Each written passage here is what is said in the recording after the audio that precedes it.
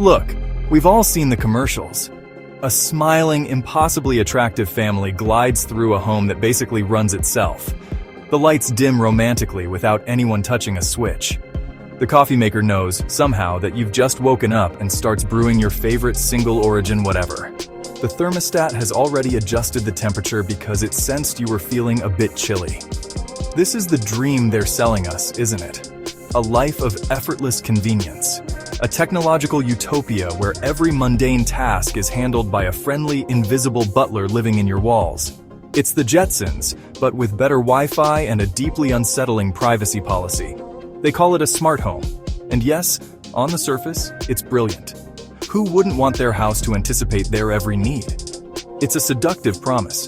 The idea that you can outsource the sheer, grinding boredom of daily chores to a series of interconnected gadgets.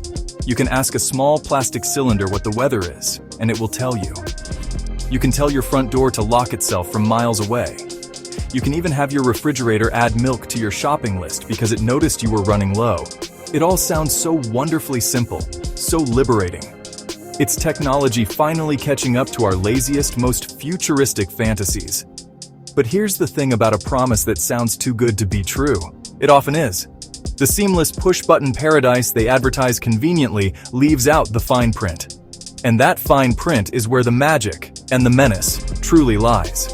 Because for your home to be that smart, it needs to know things. It needs to know an astonishing, frankly terrifying amount of information about you. It's not just listening for you to say, hey, play my sad time staring out the window playlist. It's learning. It's watching. It's building a profile of you that is more detailed than your own mother could ever imagine. And it does all of this under the guise of simply making your life a little bit easier. The entire concept hinges on this trade. You give up a little bit of information, and in return, you get a little bit of convenience. Don't want to get up to turn off the lights? Fine, just let this device listen to everything you say, 24/7. Want your thermostat to learn your schedule? Great, just let it track when you come and go, when you sleep, and when you're away. Each individual trade seems small, almost trivial, but when you add them all up, you're not just getting a smart home. You're building a highly personalized, perfectly designed surveillance system, and you're paying for the privilege of living inside it. So, how does this all actually work? Let's be clear, it's not magic, it's artificial intelligence. And that's a term we throw around a lot, often to describe anything more complicated than a toaster. But in your smart home, it means something specific. It's a network of devices powered by complex algorithms that are constantly collecting data, analyzing it, and making decisions based on what they learn. Your voice assistant, that little speaker on your counter, is the most obvious example. It's always listening for its wake word, ready to spring into action. But it's also logging your questions, your music choices, and even the tone of your voice. This AI is the central nervous system of your home. It connects your smart thermostat, your lights, your locks, and your cameras. When you leave for work every morning at 8:15 a.m., the AI takes note. After a few weeks, it learns this pattern. So one day it might automatically lower the heat and turn off the lights at 8:20 a.m., assuming you've left. It's not just responding to your commands anymore. It's starting to predict your behavior. This is the leap from simple automation, if this, then that, to true artificial intelligence, which is constantly learning, adapting, and trying to guess your next move. Think about it. Your smart lights learn when you typically go to bed and might start dimming automatically to help you wind down. Your smart security camera doesn't just record footage. It uses facial recognition to identify who is at your door, logging every visitor. Your smart TV doesn't just show you programs. It tracks what you watch, how long you watch it, and what you search for, then uses that data to recommend what you should watch next. Every single one of these devices is a data-gathering sensor, and the AI is the puppet master pulling all the strings together to create a cohesive and frighteningly accurate picture of your life. This is fundamentally different from the technology of the past. A simple timer would turn on a lamp at the same time every night, whether you were there or not. It was dumb. It followed one simple rule. But an AI-powered home doesn't just follow rules, it creates them. It observes your messy, unpredictable human life and tries to fit it into a neat, predictable, and highly profitable data model. The ghost in your machine isn't just there to help. It's there to study you, learn from you, and ultimately, to shape your environment in ways you may not even consciously notice. Let's get into the really creepy part, the data itself. We're not just talking about your favorite songs or what time you turn on the coffee pot. We're talking about biometric and behavioral data. Biometrics are unique physical characteristics. Your fingerprint, your face, the sound of your voice. Many smart home security systems now use facial recognition to grant access, and voice assistants use voice prints to distinguish between different users in the house.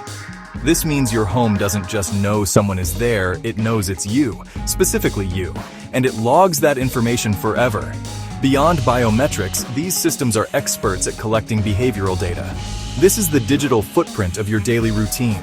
It's the time you wake up, tracked by your smart alarm. It's the path you walk through your home, tracked by motion sensors. It's the duration of your shower, monitored by a smart water heater. It's how often you open the refrigerator, logged by a sensor on the door. It's even your heart rate and sleep patterns, tracked by a smart mattress or a fitness watch that syncs with your home's network. Every single action, no matter how small, becomes a data point. This is where the true power of the algorithm comes in. It takes these billions of scattered data points and weaves them into a coherent narrative of your life. It knows you're stressed because your voice is tense and your sleep has been poor. It knows you might be getting sick because you've been getting up in the middle of the night more often. It knows you're having relationship problems because the motion sensors detect two people sleeping in separate rooms. It's not just a collection of facts. It's a deeply personal psychological profile being built in real time. And who owns this profile? You don't. The company that makes your smart home system does. They can use it to sell you things with terrifying precision. Feeling stressed? Here's an ad for a meditation app. Not sleeping well? Here's a promotion for a new mattress. The data isn't just used to make your home more convenient. It's a commodity. You are the product. Your life, your habits, your moods, and your vulnerabilities are being packaged and analyzed to serve a corporate bottom line, all under the friendly banner of making your life better. Here is the final and most important piece of the puzzle. This slow creep from convenience to control is a trap, and it works so well because it feels good. The predictive algorithms start making decisions for you, and at first they're helpful. The system orders more detergent because it knows you're about to run out. It adjusts the lighting to a focus setting when it detects you're working from home. It gently nudges you to go to bed because it's past your usual bedtime. These are small, helpful interventions that save you time and mental energy. But over time, a subtle shift happens. You start to rely on these nudges. You stop thinking about whether you need detergent. You just trust the system to handle it. You don't decide what lighting you want. You just accept the pre-programmed focus setting. You lose the habit of deciding for yourself. The AI's suggestions slowly become your routines. The system is no longer just predicting your behavior, it's shaping it. It's creating a feedback loop where its predictions become self-fulfilling prophecies. You are, in a very real sense, being conditioned by your own home. This is how convenience becomes a form of manipulation. What happens when the system's goals don't align with yours? What if your energy provider partners with your smart home to help you save money by turning down your AC during peak hours, even if you're uncomfortably warm? What if your health insurance provider gets data from your smart fridge and nudges you away from buying ice cream by conveniently forgetting to add it to your shopping list? The technology has the power to subtly influence your choices in ways that benefit the corporation, not you. This isn't some distant dystopian future. It's happening right now, quietly in millions of homes. The promise of an easier life has led us to install a system of control that we willingly pay for. We've traded privacy and autonomy for the luxury of not having to think too hard. The question we need to ask ourselves is this: is the convenience of an automated life worth the loss of control?